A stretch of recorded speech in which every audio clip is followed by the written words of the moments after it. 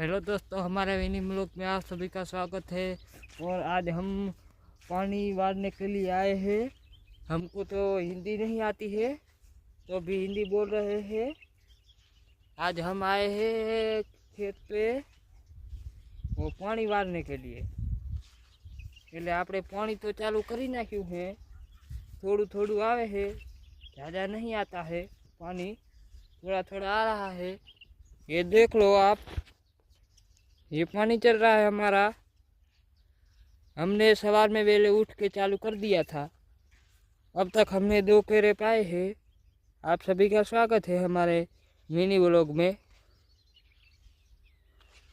ये देख रहे हो आप कैसा पानी ज़्यादा, थोड़ा थोड़ा ज़्यादा है, थोड़ा थोड़ा बहुत फूल आ रहा है। और ये केरा पी रहा है।